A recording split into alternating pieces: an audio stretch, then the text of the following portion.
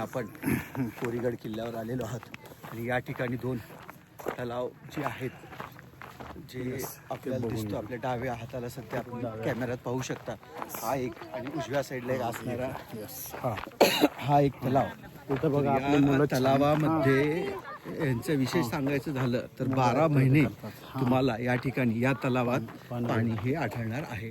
उन्हाळ्यात जरी आलात तरी तुम्हाला याच लेवलनी पाणी इथं दिसणार आहे.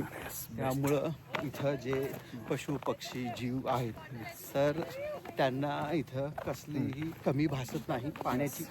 आणि हे पाणी बघा एकदम बेस्ट प्लॅन पाणी आहे. Doctor D Y. Patil school of management Lohgaon Charoli या ठिकाणचे विद्यार्थी या ठिकाणी क्लिनिंग ऍक्टिव्हिटी जो आपल्या गडावरती जे काही कचरा म्हणा तसा तर कचरा इथं नाहीये जास्त, पण जे काही आहे पाणी बॉटल म्हणा कॅरी बॅग म्हणा तर ते उचलण्यास या ठिकाणी मदत करत आहेत. तो कचरा कलेक्ट करत आहेत या ठिकाणी विद्यार्थी हे सगळे.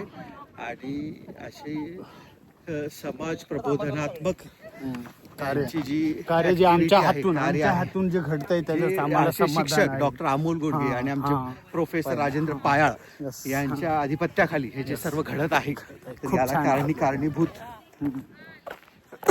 असं हा इथं या ठिकाणी प्राध्यापक संघ उपस्थित आहे. आणि हे सगळं विद्यार्थ्यांच्या मनात बिंबलं पाहिजे. विद्यार्थ्यांना काय असतं, स्वच्छतेची काय असतं, आवड निर्माण झाली पाहिजे. घरोघरी तर आपण करतोच आहे, पण गड किल्ल्यावर देखील त्यांना आपलेपणाने त्याची सवय लागली पाहिजे. नुसतंच जय शिवाजी जय भवानी म्हणून होत नसतं राजीव. कोणाला वाईट वाटेल पण हे चांगलं आहे हा की आपण महाराजांना फॉलो करतो महाराजांचा आदर्श आपल्या समोर ठेवतो. महाराजांना फॉलो करा. महाराजांना फॉलो करणं म्हणजे फक्त जय शिवाजी जय भवानी म्हणणं एवढंच नाही. आणि आता हे बघा जगातलं सगळ्यात सुंदर दृश्य सरांना दाखवाय आणले मी पकडून.